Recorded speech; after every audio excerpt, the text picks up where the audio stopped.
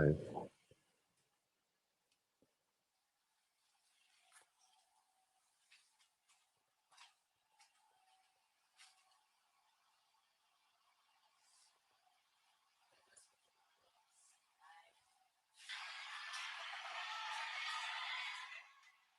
You drop it to me.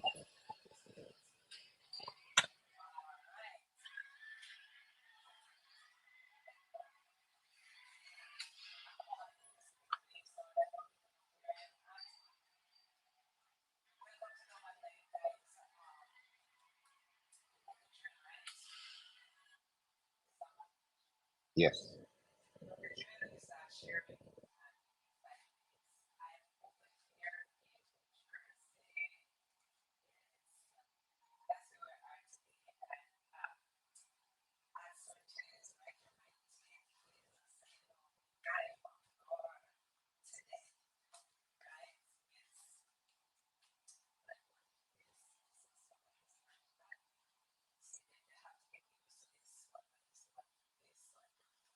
Let me borrow this.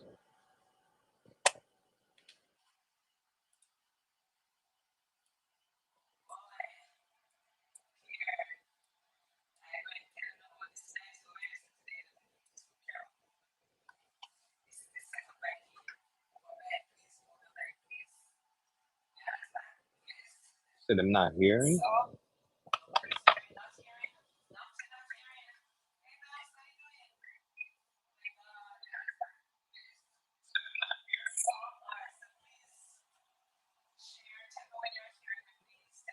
I could hear you.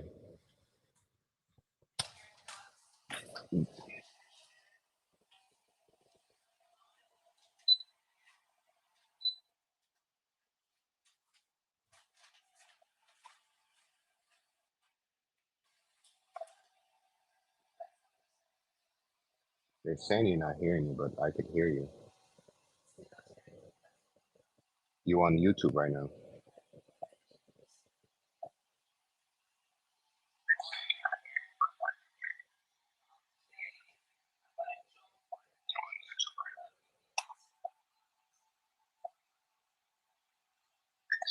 You should talk directly into this one.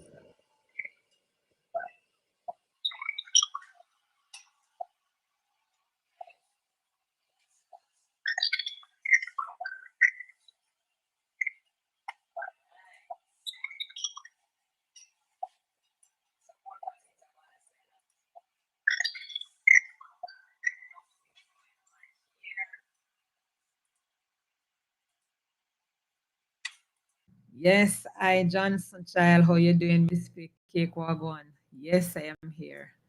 Over here and over YouTube, hopefully. Hope you're hearing me well. Right. So it's Love and Line, you know the drill. We're almost 5 minutes past the hour. That's the time we generally give away. We have another minute, so please share. Share, Sophia. Beautiful I am. Please share. Please share. Yeah, I was so happy you catch a left. I'm happy to see you too. Lexi, yes, so you have a few seconds to share. Share and let others know that we are on. Still not hearing us. Pastor Young, not hearing us. They're not hearing us over YouTube. Hearing clearly now. Are we hearing clear now? Are you hearing me, Pastor Young? Knox, are you hearing me now?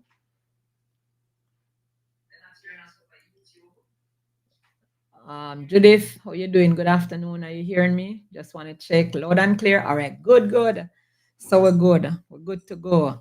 And Instagram is buzzing, right? Yes, as you can see, I'm in a different location today. I'm coming to you from New Jersey. Yes. And today it's another Love and Line. We're thankful to God for the privilege of being alive today and being well, right? We can always thank God for who He is to us. And of course, I just want to share another good couple of tidbits with you today to help to sustain you. And ironically, as I thought about this morning, I wonder if I could focus on the men today. What do you think? Not in a bad way, you know. We're every time I talked about sexes. I talked about you about what needs to be done, what you need to do, and stuff like that. But I want to primarily look at just how we can help the brothers, because sometimes we think them supposed to know and they don't always know. Hi, Valerie, how you doing? Hey, teacher. Oh, God. Yeah. Hey, Live War, how you doing? How you doing over there? Yes. So, yeah, we want to talk about that. So today I thought I was going to talk about separation and detachment. And certainly I'm going to talk about the women. But we want to also talk about how it affects the men. No, I'm not a separation person, right? So when it comes to talking about separation, that's not me, because my first mode of conduct is to reconcile at all times, to reconcile, right? So I'm always into reconciling. But I'm also cognizant, because my head is not in the sand, that people have to go through separation, because people come in your life for seasons sometime. And sometimes them season up and them have to move on. You understand? Or sometimes just out of poor choices. We make poor choices, and we have to treat the poor choices if we make the poor choices. So today I said I was going to just deal with the whole matter of what do you do when you have separated from a spouse, when you have detached yourself. Now, there's the issue of, most of the time, us women being emotionally detached, and men don't get it a lot of the times when we get detached and when we pull into ourselves. Men don't get that so much, but we want you to get it. Yeah, we want you to understand what that can mean for both of you, and that when you are separated, you have to now begin to take care of yourself. Now, sometimes the separation is not your choice. Sometimes you did not choose it. You did not, you were not the one who made the decision to walk away. So it's even harder for you if you did not make the decision to walk away, for you to deal with that. And it's a loss like any other loss. We treat it with the same way we treat grief over the death of a loved one. We treat a separation, a divorce, a breakup with the same treatment. We go through the same stages of the anger, the shock, the betrayal, the acceptance, the moving on. We treat with it the all in the same way, because it is a loss nonetheless, right? So, and it happens, and it's happening a lot, because people made wrong decisions early in them life, enter into some relationships that they shouldn't have. We were not all wise in the wisdom of God, so were allowing God to direct us, for the most part, in the areas of our relationship. Certainly we thought that there are some areas of our life that God is interested in, and there's some that He's just not interested in, and we just need to do them part ourselves. And so we have been doing those parts, and we have come to realize that it turned around and bite we, right? So those things have turned around and they have bitten us, and we have to deal with the after effects of that. Now, in the event that this is happening or this has happened, I want you to not forget yourself. It is important that you take care of yourself while you're moping around and thinking about all that you have lost, and thinking about probably even how wicked the persons are that have walked out of your life. For me, I try to say to persons, when things like these happen, see how much God has loved you, and how God is even removing some persons and things from your life that should not be in there. Because the Bible talks about the steps of a good man being ordered by God. You understand? So see it that way. That's the first thing, because perspective is important. Where you stand determines what you see. Asaph in Psalm 73 said, when he looked at the prosperity of the wicked, his feet as well nigh slipped, him nearly backslide, until he saw it from a God perspective. So when you learn to see the separation or the divorce, or that kind of a thing, the detachment, as a thing that God has allowed in your life in this season for your good, because of course Romans 8:38 definitely speaks to us. All things will work together for the good to them that love God and are called according to His purposes. So when you see it from a God perspective, when you step back and you realize it's not your loss, it's the other person who has left you lost, right? Because you know what you carried into that relationship, you know what it could have become, but you also know that God will remove things from you that are not effective in your life, and will not be to lead to a productive life. God will also remove it. Because if you commit your ways to him and he sees things in there that needs to go, just like how he purges us of sinful actions and thoughts, then he might remove somebody that he sees who is not supposed to be aligned with you in this season of your life, right? So when you're going to take care of yourself, that's is so, so important. You have to schedule time. So time to grieve is important, because if it's a loss, it's a loss, you're going to grieve it, right? Time to grieve. If you need to cry, cry, right? If you need to moan and mope, do it, right? You're just not building a residence in that space. You're going to move on from there, but you're going to give it the prerequisite time. Now, how much time is that time?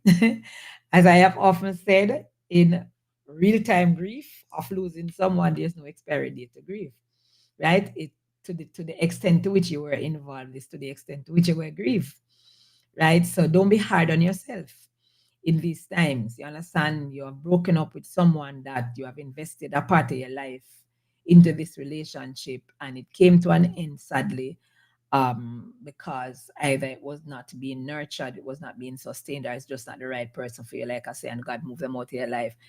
Take the time for grieve it, because a part of you was there, right? You had invested yourself, you had invested your emotion, you had invested your time, you sometimes invest money, right? And so take the time to grieve that, right? Schedule times and take the time and do that. You understand?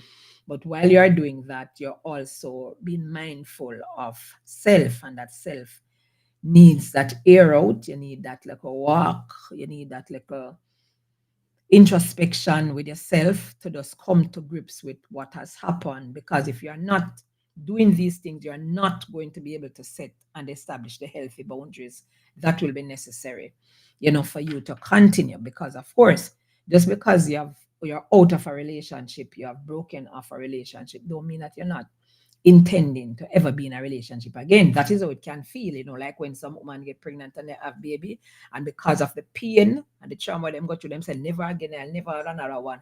And then 9 months time to a year time, they're pregnant again, because that wears off, right? You forget about all of that pain and everything that is there. So remember that, right? Give yourself permission to reflect. That is so important, that you understand that it's okay to have different feelings and to go through different stages of the mourning and the grief and all of that, the emotional intensity and everything that it comes with. All of that is fine. You understand? Like I say, you're not building any residence there. If it is that you have made a decision, or the decision was made for you, to no longer be in this relationship, then you have to come to the grips that this is it. Some of you entered into some relationship where there was unrequited love, and you wanted to love the person never did love you, but you did never realize it, because you were too blinded by, I don't want to say that's love, I want to say that's infatuation. Comes from the French word fatos, which means foolishness. Yes. So you were foolishly involved, with somebody who never loved you back. You understand? Infatuation is a stage of love, yes, but it's an infatuated stage that is really just emotions, and emotions are fluctuating, feeling they're like faulty bridge. Step on them, sometimes it bound for break, right? So these things happen, and you have to move away from it. So I wanted to do that. I wanted to take the time to do that. If it is that you have love and loss, yeah. If you love and loss, you love and loss. So if you love and loss, left it. It's done. What's done is done. You love and loss. Let's try to move on. Let's try to do something different. Let's try not to waste the rest of your life being stuck there when God has better things for you over on the other side. Not true, Ambersley, walk on. Yeah. I know it's your life today, in a certain right here. Hi, Tiffany. Okay, good. All right. The next thing is to remember you always have a support system, or you should have a support system. No man is an island, nobody stands alone. So just because you're out of this particular relationship, don't mean that everybody in your life gone. Who do you have left when you have separated yourself from that person, yeah, that relationship, that marriage, right? Remember first enough to check me doing a car. I'm not just jumping at the broken marriage, something so easy, right? Understand? I gotta work it through first. I gotta try to mend it first because I'm a reconciliation counselor. I'm not a separation counselor, right? So God has given me the gift to mend and to restore. So I'm gonna do that first. But if it broke, it broke. You understand? And so when it breaks now, then you have to remember that you should have a support system that you can lean on that can help you to go through the tough times when you're feeling the guilt and the hopelessness and you're questioning everything that you have ever done. And you're trying to blame self as well for the things that you didn't do right because no one person breaks up a relationship. You know, let me just get that out there. You understand? Because sometimes we love to point our finger in the other direction and not realizing that the thumb is pointing right back in our faces. So we blame our partner for everything, but you must have a healthy perspective of being able to see what you did wrong as well, because you're contributing in some way. You understand? The percentages may be different, but you have contributed, right? So be willing to see that. I Peter, you know, I prime keys wagon. Yes, you understand? So yeah, um, be able to recognize where you went wrong, how you aided, right? Yeah, right back in our faces. Yeah, be able to see that, right? So, and that can help you too to have a more balanced perspective and not walk away with so much hatred and bitterness and resentment that is only blocking up and clogging up your arteries and about to give you a heart attack any moment now, but you don't see because you are so fixed on seeing the other person as the threat and you are the victim. Somehow when you dash with the victim mentality, yeah, you have become a victim for far too long. You know, is how come you so susceptible and vulnerable to being victimized. So yeah. Oh, you're happy to come across my page. I'm happy that you found us. Unapologetic 876. The names that you people have. I keep telling you about it on here, you know. Boy, I may tell you, but it depends on what you're being unapologetic about, you know, because if it's just being authentically you, then I'll say it. You can only be you because everybody else is taken. All right. So, yeah, there's something I came across called the walkaway wife syndrome. It's a term that is used to describe women who feels alone and neglected and they are resentful, you know, and they are in a deteriorating marriage and so they have stepped back and detached themselves even though they are still in the marriage, because you know there are 7 different kinds of divorce. I won't can't go into that today, right? But there are 7 different divorces. The seventh one is actually the formal one where the paperwork's and all of that, but before that there are 6 different kinds, right? So it's the 6 different levels of detachment and walking away from and pulling yourself away from. And women tend to do that a lot because we feel hurt.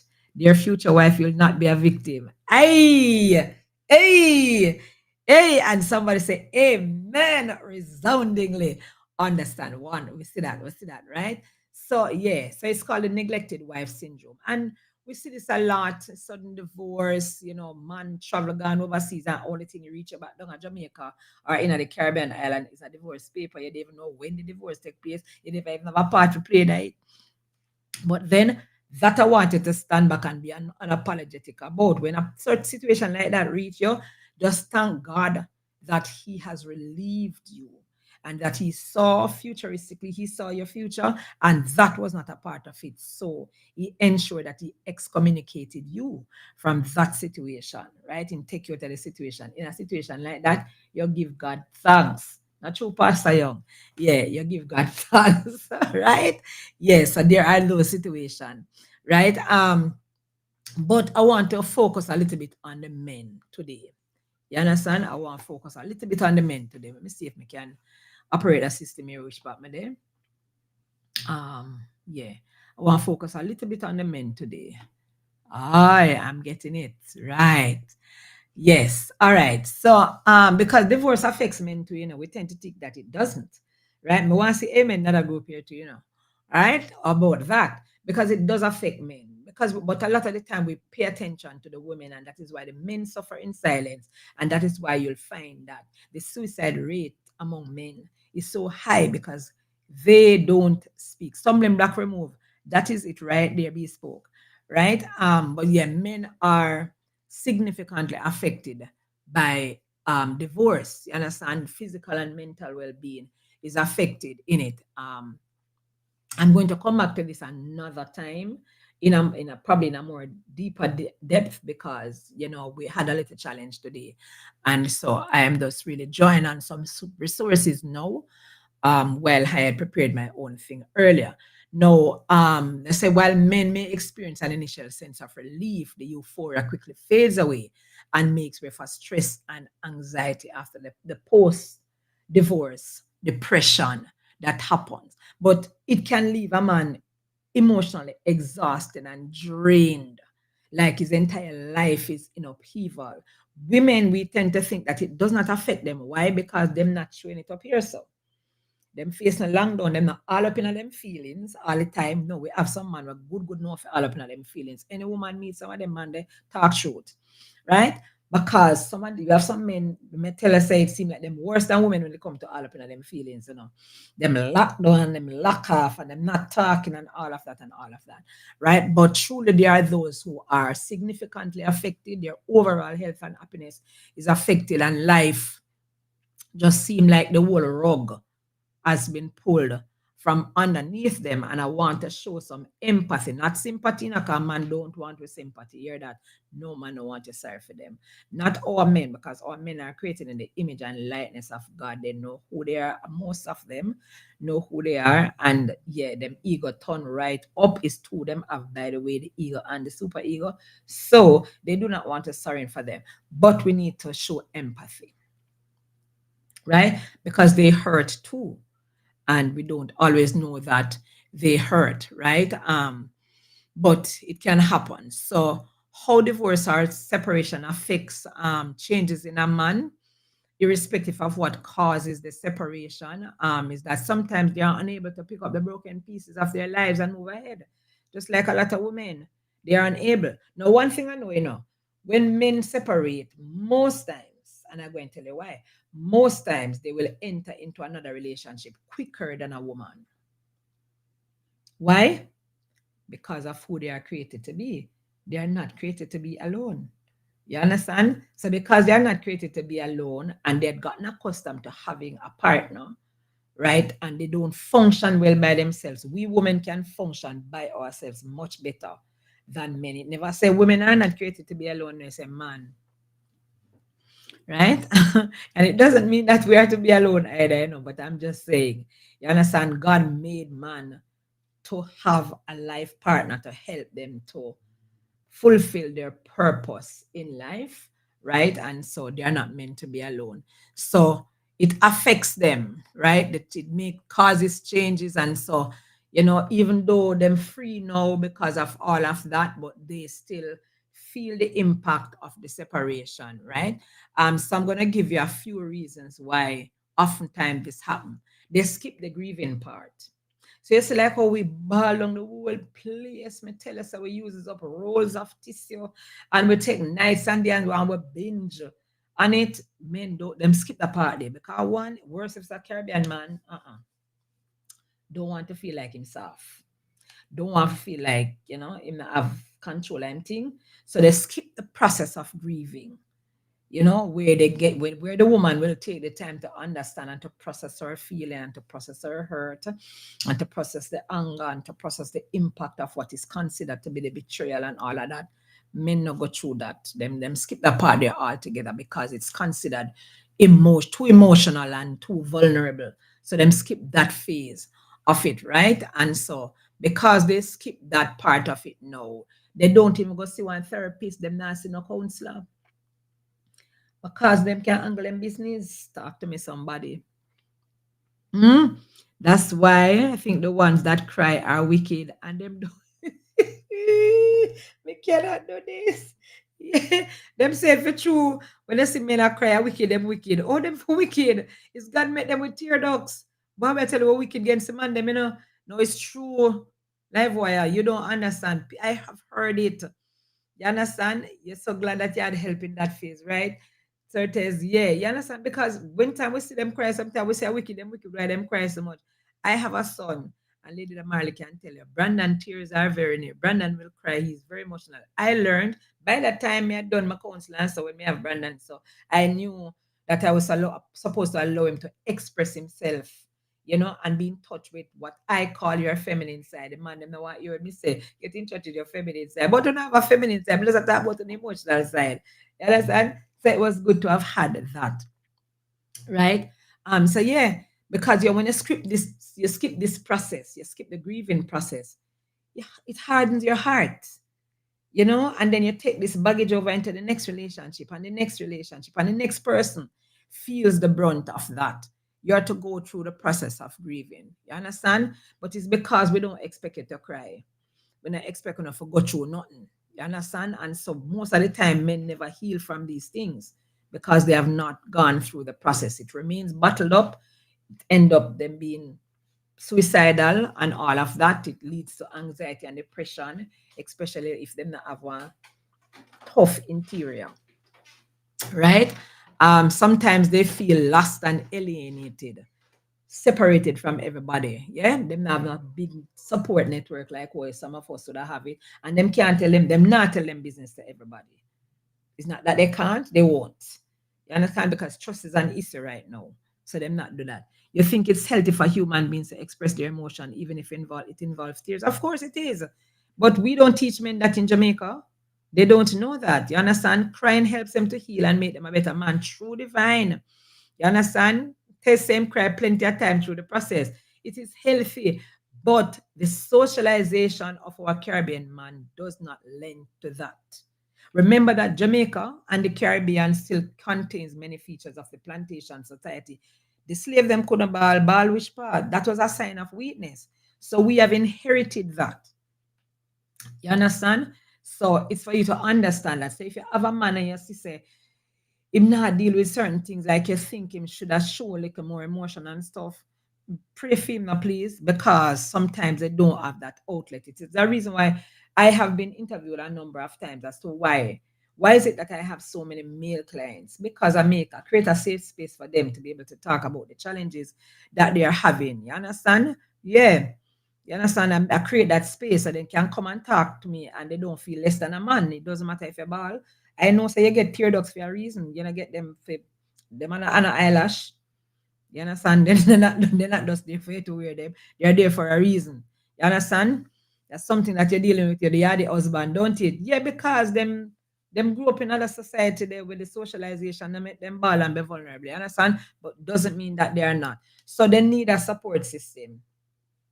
Right? Men will need a support system. So guys, get yourself a support system. If you're going through a separation, get yourself a support system. Fall back by whether it's your 2 yard brother them or whatever the system is that you have set up, get yourself that support system, right? Because you're going to need that. You understand? In America, people will send in a support groups. Them something are very prevalent in Jamaica. We're just now coming to that place, right? And I'm sure it's probably the same way in the Caribbean. You understand? But the kind of the social interactions, it can help you to heal. So it's important to do that, right? Men always have to deal with the blame too, because most of the time the men them are the blame as to why the divorce happened. You understand? Is either it's infidelity or something, but because the percentage is higher on the men's side, we have to be frank about these things, right? Hi, Divine Tammy. Mothers need to teach your son that it's okay to not cry, but to bawl if necessary. Oh, yeah, me like that. Right? Yeah. So men generally have to deal with the blame and the man that cause of the divorce. Right? A him not this, a him not communicate, a him not talk, a him not something. You understand? And so because of that, they have to deal with that blame. Yeah, it's a two-way street, and the two-way cause it, but men, you check the records, you check the researches. Men have to deal with that blame at them. They are responsible for the end of the relationship. They are responsible for the end of the marriage. You understand? So they bear the brunt of it. So even though a man might be caring, as a husband and is considered, he's always considered to be the reason behind the divorce most of the time. You understand? There are exceptions to the rule, one and two and so, but it is. I, Jason, what going over here? So, Andrea, what's going on? I, Arthur, what do you do when the proposed support system caused the separation? That's another thing, that's why we have to be able to identify the weeds them in our life and be able to weed them out. What do? You have to still find another support system. It doesn't mean because one support system that you expected to work is not working, that you should isolate yourself. You can't use that fat and fry everybody else. So, Arthur, you need to find a different support system. And I can say to you, why not try therapy first? Because a therapy is an objective person. Like myself, I am objective. I don't know you, I don't know nothing about you more than what you're going to tell me. And so I have to treat it objectively and then guide you now as to how to set up a different system of support. All right. So that's how I would answer that question. Let me see my time. My time is going. I'm going to wrap. Right. So you have to deal with the blame game. Um, I wouldn't say I have trouble getting into new relationships, but because you fault yourself and you blame yourself, the trust issues are there, but the trust issues are across the board. Women have trust issues too. I Patricia, how you doing? First time here, welcome. It's every Wednesday, right, at 12 CST. I think it's 1 Eastern based on the time where I'm on now. Right. So it's every Wednesday, so join another time. Right. So yeah, everybody will have challenges entering into another relationship. I'm going to talk about dealing with rebound relationship another time because too many people just run from one broken relationship into another one. They have not settled the dust over here. So, and they enter into this one and they're not cognizant that the scars are still there and it can affect the other relationship. And it doesn't matter how in love you feel. I want you to understand that it's going to affect it. It might not affect it initially, but it's going to find its way back up. It's like vomit wanting to come up, and it, you're saying you swallow it back down every time, you swallow it back down every time. You're trying to keep it down because the feeling of nauseousness is not nice. I say try to keep it down, but sometime if something is in there that's not supposed to, it go and come up. And so deal with it. Deal with it first and you understand? Therapy is not expensive in Jamaica. Who says that? Are you talking about my therapy? Come on. It's not expensive. It's way expensive over here because I have checked, right? And what I'm charging for therapy is nowhere close to what therapy is being charged for over in the United States, Divine. So I don't know what you're talking about. Please, by the way, don't put money on the table. Talk value. Don't talk money, right? Because we don't talk value. We don't talk money without value, right? Think about what you're getting.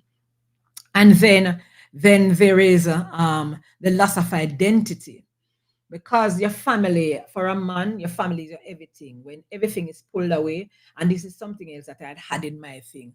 Oh, see, and I see it. Right. Your family was your everything. So now, and most of the time, the mother get custody of the children. You know that, right? So the man identity gone, the family man, the priest of the home, the head of the home, all of that is taken away from the man. So men do suffer a lot. Guys, men who are on this platform today, please, Isaiah, how you doing? The results sometimes overweigh the price. Duh, yeah. But I'm saying, guys who are on the platform today, I want you to pay attention to yourselves. Do not neglect yourself. Do not allow anybody to cause you to feel like you shouldn't reach for the help that you need, that you are not supposed to feel the way you're feeling, that you're not supposed to hurt, you're not supposed to grieve, you're not supposed to feel like you're isolated, you're not supposed to feel like you are robbed of your entire family. When the women get custody of the children and you only get visitation rights like you were just a sperm donor, that kind of a thing. Don't allow anybody to make you feel or cause you, nobody can make you, but cause you to feel like you're not supposed to be legitimately hurting and that kind of a thing. My heart goes out for you and I'm very empathetic towards you. I believe that, especially our Caribbean men, you have gotten a raw deal because you were not allowed to express yourself in the first place. As growing up as children, you have to just tough it up and suck it up. And so, you grow up with that same mindset that this is what you have to do. But I want to tell you something. Bishop is in your corner. And it doesn't mean that I've neglected you, ladies, because I'm always here. I don't know how to be partial and not, so I'm not partial, right? But I do have a good understanding of the operations of our Caribbean men because I took the time to study it. Because you really and truly cannot um, be in the field that I am in and not and be effective if you don't understand both worlds that are in it. Right. And I'm already a female, so I understand a lot of our female operation. So I took the time to get the men's perspective. And so because of that, I'm able to be effective in assisting men with um their feelings and their emotions and how to navigate relationship. And certainly a lot of our men don't know, they don't get it good how to do relationship. That's also why I'm here. So today, well, so look here, if you're dealing with separation and divorce on both ends, remember yourself, you come first. Remember you have to take care of yourself. You have to grieve. You have to go through the process. You have to understand what it necessitates. You have to understand what is involved in the process, right? And you want to have a good balanced perspective to what it is. Always remember that you're human and it's okay to feel how you feel. Session cannot extend today. I am so sorry. I gotta go because I have my clients to go back to that. Divine says it was expensive. I'm thankful that the clients that I'm having are not seeing it as expensive. They are knowing the value that they're getting. I have to go back to that. So we can't go over this. And remember, all our Love Online features, they're only up for 24 hours. After that, you have to subscribe to be able to get them. And that's a good thing. We're building a community, right? So please reach out for that. I want to also remind you that CDMI, that's Carla Dunbar Ministries International, is coming to Georgia, right? We're about to launch Georgia on September 8th. If you're in that vicinity, in the Conyers area, we want to drive over. It's September 8th, and we're coming from the Movement Church in Conyers. So look forward to seeing you over there. So them time there. Until next time, I am going to say over and out. That's what we used to say once upon a time. We're on CB Radio. Over and out. So this is Bishop Dr. Carla Dunbar over here in New Jersey at my text desk. Certes saying, over and out. Be good to yourself. Because if you're not, nobody will be good to you. God bless you.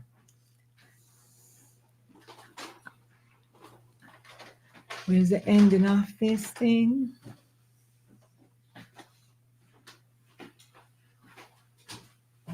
Top right. Top right. There it is.